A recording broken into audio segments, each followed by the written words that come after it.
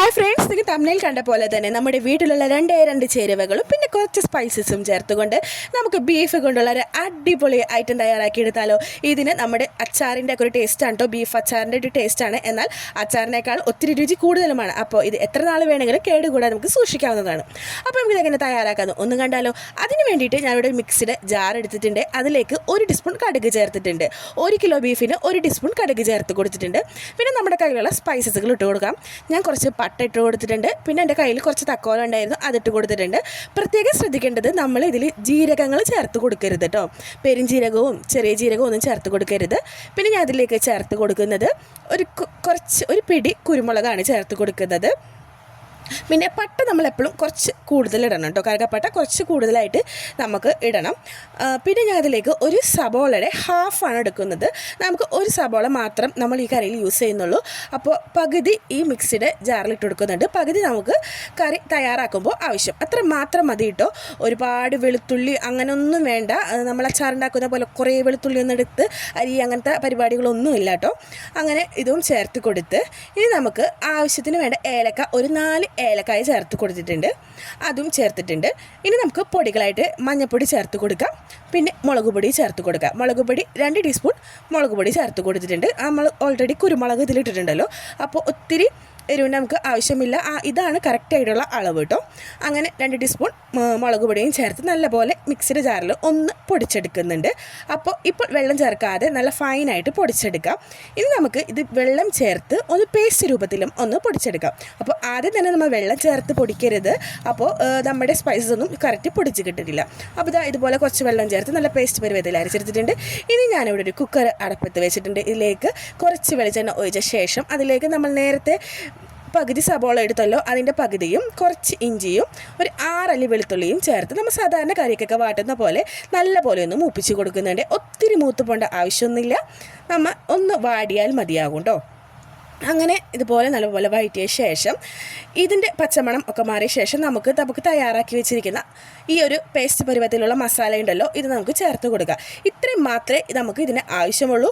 വേറെ ഒരുപാട് ഐറ്റംസിൻ്റെ ഒന്നും ആവശ്യം നമുക്കിതിലില്ല. അങ്ങനെ ഇനി ഇതിൽ നമ്മൾ എക്സ്ട്രാ പൊടികളൊന്നും ചേർത്ത് കൊടുക്കേണ്ടതില്ല. നമ്മുടെ മസാല മിക്സിയിൽ തയ്യാറാക്കിയപ്പോൾ ആവശ്യമുള്ളതൊക്കെ നമ്മൾ ചേർത്ത് കൊടുത്തിട്ടുണ്ട്. ഇനി നമ്മൾ ഈ കുക്കറിലേക്ക് ഒന്നും ചേർത്ത് കൊടുക്കേണ്ട ആവശ്യമില്ല. ഇനി ഈ മസാലയുടെ പച്ചമണം പോകുന്നവരെ നല്ലപോലെ വഴറ്റി കൊടുക്കേണ്ടതായിട്ടുണ്ട് കേട്ടോ. അപ്പോൾ ഞാൻ ഇതിലേക്ക് കുറച്ച് വെള്ളം ഒന്ന് ചേർത്ത് കൊടുക്കുന്നുണ്ട്. പ്രത്യേകം ശ്രദ്ധിക്കുക, മസാലയൊക്കെ നല്ലപോലെ വാടിയ ശേഷമാണ് ഞാനിവിടെ കുറച്ച് വെള്ളം ചേർത്ത് കൊടുക്കുന്നുണ്ട്. ഏകദേശം 2-3 ടേബിൾ ടീസ്പൂൺ വെള്ളം ചേർത്ത് കൊടുത്ത ശേഷം കഴുകി ക്ലീനാക്കി വെച്ചിരിക്കുന്ന ബീഫ് ഞാൻ അതിലേക്ക് ചേർത്ത് കൊടുത്തിട്ടുണ്ട്. ബീഫ് ഒത്തിരി ചെറുതാക്കി നുറുക്കരുത് കേട്ടോ. കുറച്ച് മീഡിയം സൈസിൽ വേണം, ഏകദേശം ഒരു സ്ക്വയർ സൈസിൽ വേണം നമ്മൾ ബീഫ് നന്നാക്കി എടുക്കാൻ. അപ്പോൾ ആ ഒരു സൈസ് ഉണ്ടെങ്കിലാണ് ഈ കറിയുടെ കറക്റ്റായിട്ടുള്ള ടേസ്റ്റ് നമുക്ക് കിട്ടത്തുള്ളൂ. കുഞ്ഞാക്കി നമ്മൾ അരിയരുത്. അങ്ങനെ ഇത് നമുക്ക് നല്ലപോലെ മിക്സ് ചെയ്ത് കുക്കറിൽ ഒന്ന് വേവിക്കണം. കുക്കറിൽ വേവിക്കുമ്പോൾ മുഴുവനായിട്ടും നമ്മൾ ഈ കുക്കറിൽ വേവിക്കരുത്. ബീഫിൻ്റെ ഒരു 3/4 ഭാഗം മാത്രം നമ്മൾ കുക്കറിൽ വേവിക്കാൻ പാടുള്ളൂ കേട്ടോ. അങ്ങനെ നമുക്ക് കുക്കറൊക്കെ അടച്ച് വെച്ച് നല്ലപോലെ ഒന്ന് വേവിച്ചെടുക്കേണ്ടതായിട്ടുണ്ട്. അപ്പോൾ ഇവിടെ ഒരു 15-20 മിനിറ്റ് ശേഷം ഞാൻ നോക്കിയപ്പോൾ ഏകദേശം ഹാഫായിട്ട് വെന്തിട്ടുണ്ട്.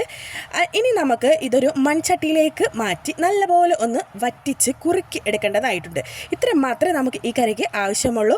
ഇനി നമുക്ക് ഇതിലേക്ക് അച്ചാറിന് ആണല്ലോ നമ്മൾ ഉദ്ദേശിക്കുന്നത്, അച്ചാറിൻ്റെ ആ ഒരു ടേസ്റ്റ്. അതിന് വേണ്ടിയിട്ട് നമുക്ക് കുറച്ച് ചൊറുക്കയും കൂടി ചേർത്ത് കൊടുക്കേണ്ടതായിട്ടുണ്ട്. അപ്പോൾ ഞാനിതൊരു മൺചട്ടിയിലേക്ക് ചേർത്ത് കൊടുത്തിട്ടുണ്ട്. ഇനി ഇത് നമുക്ക് നല്ലപോലെ അടപ്പത്ത് വെച്ച് ഒന്ന് കുറുക്കി എടുക്കണം. ഒന്ന് തുറന്നിട്ട് നമുക്ക് തിളപ്പിച്ചെടുക്കണം. അപ്പോൾ ഇടയ്ക്ക് ഒന്ന് ഇളക്കി കൊടുക്കേണ്ടതായിട്ടുണ്ട് കേട്ടോ, അല്ലെങ്കിൽ അടി പിടിക്കും. അപ്പോൾ നമ്മൾ ഇടയ്ക്ക് വന്നൊന്ന് ഇളക്കി കൊടുക്കുക. തീ കൂട്ടി തന്നെ നമുക്ക് ഇടാവുന്നതാണ്, അടച്ചു വെക്കേണ്ട ആവശ്യമൊന്നുമില്ല. അങ്ങനെ നമ്മുടെ കറി നല്ലപോലെ ഒന്ന് തിളച്ച് വരുന്നുണ്ട്. ഇനി ഞാൻ ഇതിലേക്ക് 2 ടേബിൾ ടീസ്പൂൺ ചൊറുക്ക അല്ലെങ്കിൽ വിനാഗിരി ചേർത്ത് കൊടുത്തിട്ടുണ്ട്.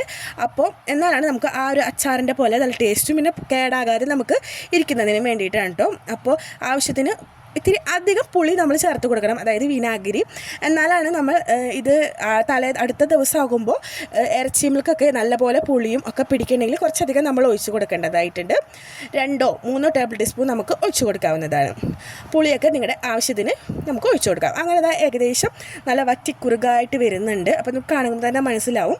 അപ്പോൾ നമ്മൾ ഒത്തിരി നമ്മൾ എല്ലാം വെള്ളവും വറ്റിച്ച് കളയരുത്. കാരണം നമ്മുടെ ബീഫ് നല്ലപോലെ ഈ വെള്ളം വലിച്ചെടുക്കും. അപ്പോൾ നമ്മൾ പിറ്റേ ദിവസത്തേക്ക് നോക്കുമ്പോൾ അത് വറ്റിയിട്ടുണ്ടാവും. അപ്പോൾ നമ്മൾ ഈ ഒരു പരുവത്തിനാക്കി ഗ്യാസ് ഒന്ന് ഓഫ് ചെയ്ത് അടച്ചിടാം.